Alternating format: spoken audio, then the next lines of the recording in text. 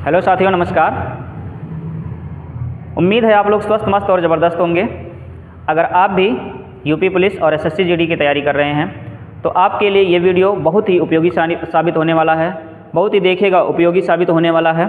पिछली कक्षा में हम लोग संविधान सभा के बारे में चर्चा किए थे।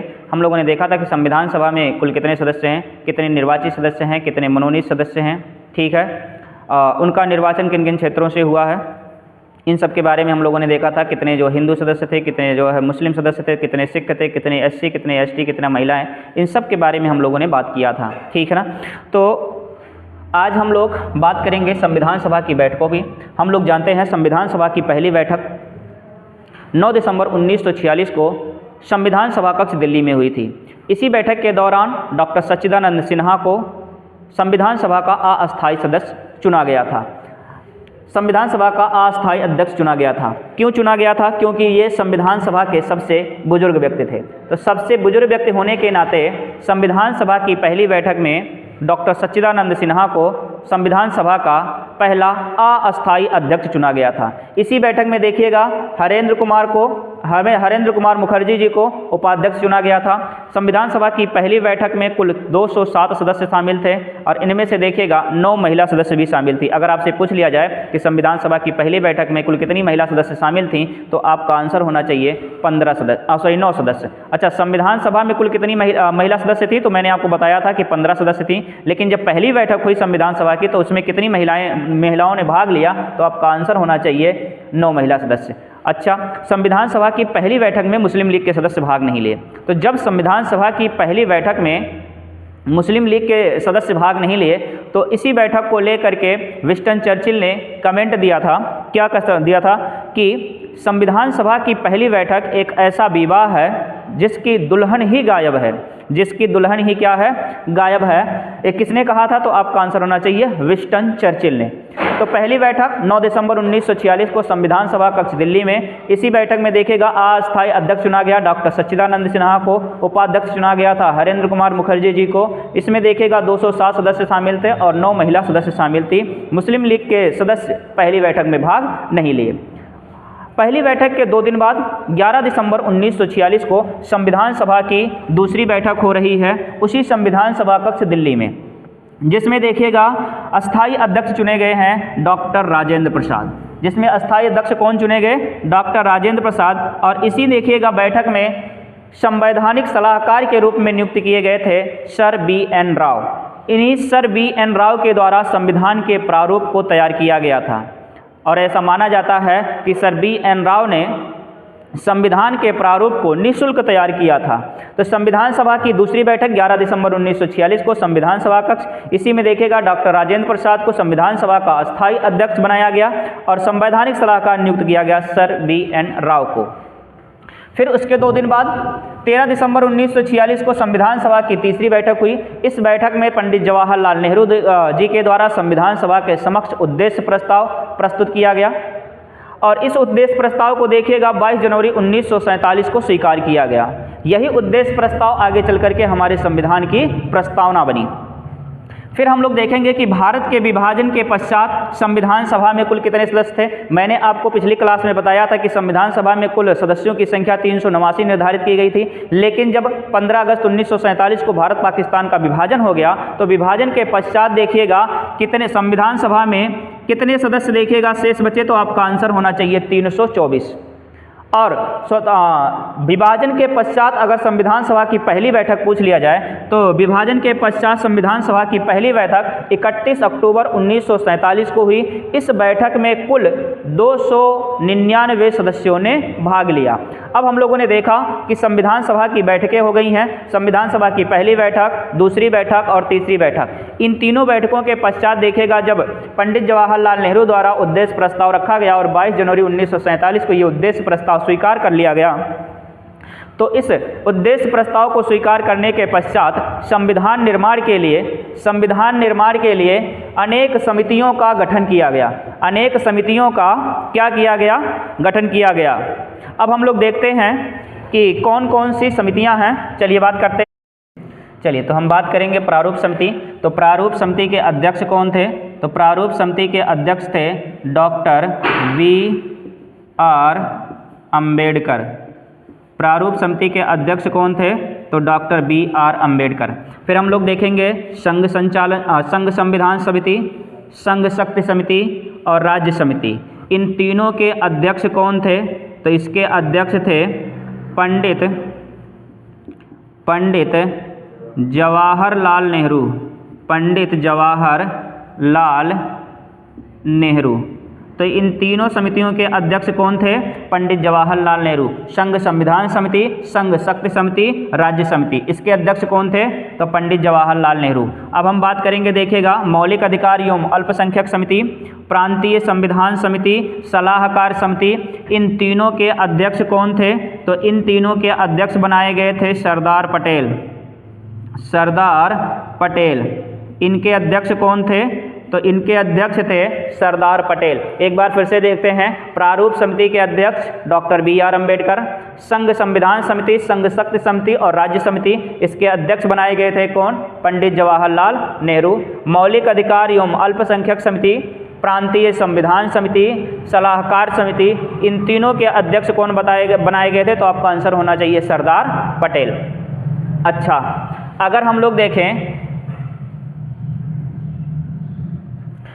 लोग देखें कि मौलिक अधिकार उप समिति के अध्यक्ष कौन थे और अल्पसंख्यक देखिएगा उप समिति के अध्यक्ष कौन थे? तो मौलिक अधिकार अल्पसंख्यक देखिएगा उप समिति के अध्यक्ष कौन थे? तो आपका आंसर होना चाहिए HC Mukherjee. HC Mukherjee. HC Mukherjee. और अगर आपसे पूछा जाए कि मौलिक अधिकार उप समिति के अध्यक्ष कौन थे? तो आपका आंसर होना चाहिए JB कृपलानी। JB कृपलानी। अब हम लोग देखेंगे मौलिक अधिकार उप समिति के अध्यक्ष JB कृपलानी और अल्पसंख्यक उप समिति के अध्यक्ष HC मुखर्जी। फिर हम लोग देखेंगे झंडा समिति, नियम समिति, संचालन समिति। तो झंडा समिति, नियम समिति और संचालन समिति, इन तीनों के अध्यक्ष बनाए गए थे डॉक्टर राजेंद्र प्रसाद। इन तीनों के अध्यक्ष कौन थे? Doctor Rajendra Prasad. Doctor Rajendra Prasad. Doctor Rajendra Prasad इनके अध्यक्ष थे। कार्य संचालन समिति के अध्यक्ष थे KM मुंशी।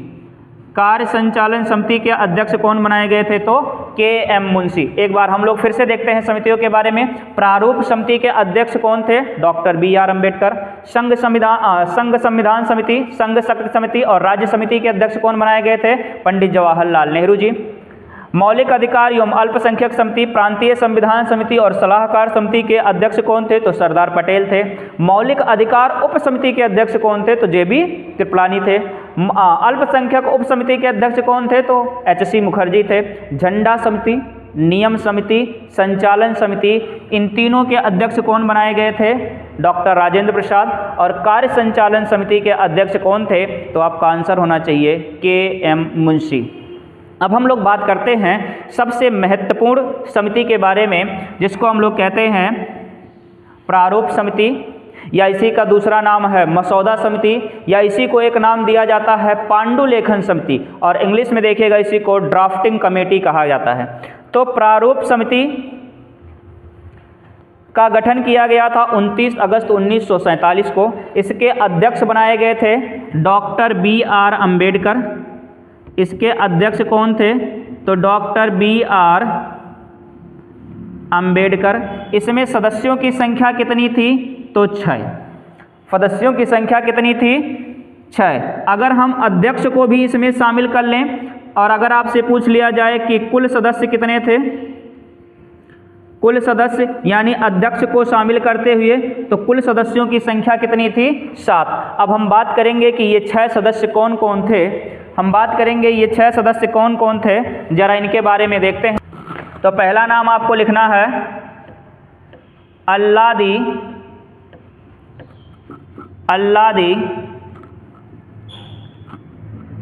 कृष्णस्वामी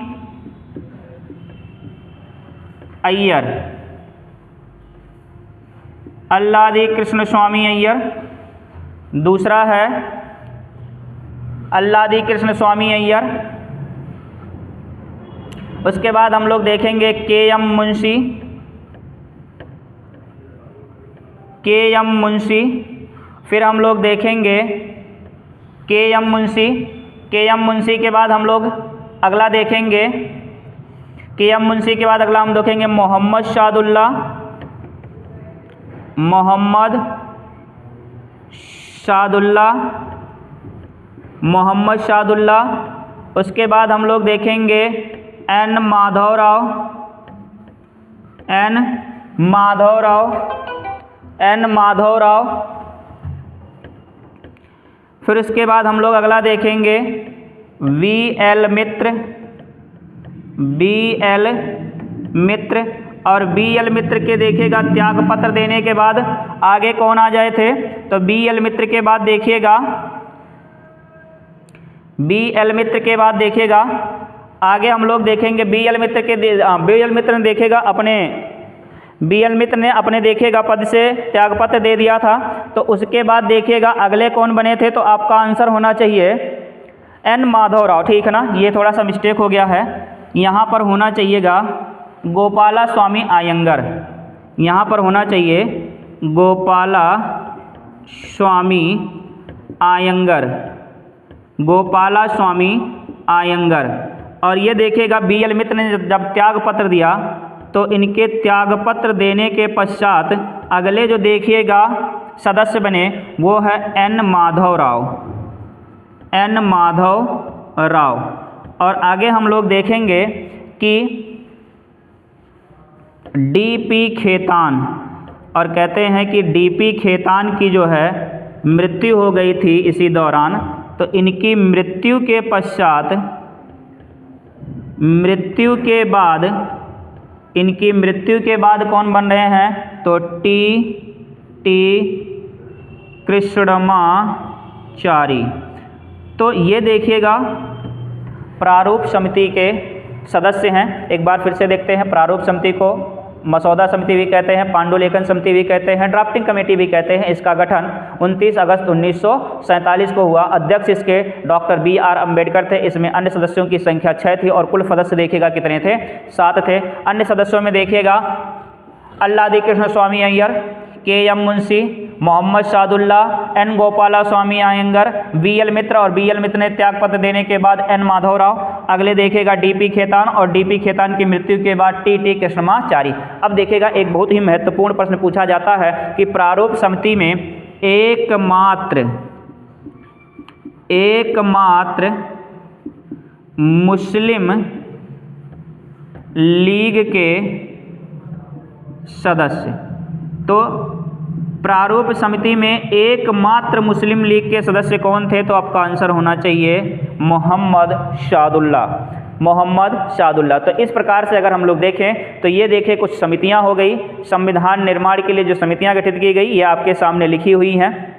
अच्छा, इस प्रारूप समिति का कार्य क्या था, तो सर B.N. राव के द्वारा तैयार किए गए संविधान के प्रारूप की चर्चा करना। क्या था, संविधान के प्रारूप की चर्चा करना, क्योंकि संविधान के प्रारूप को B.N. राव द्वारा तैयार किया गया था।